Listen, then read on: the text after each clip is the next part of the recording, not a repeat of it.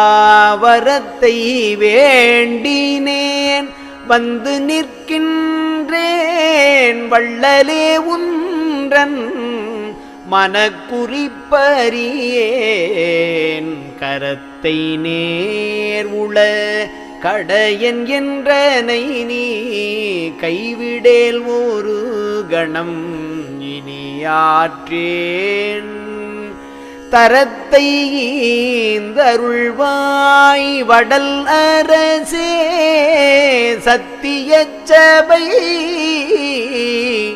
தனி பெரும்பதியே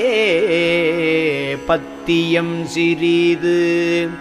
உற்றிலேன் உன்பால் பத்தி ஒன்றிலே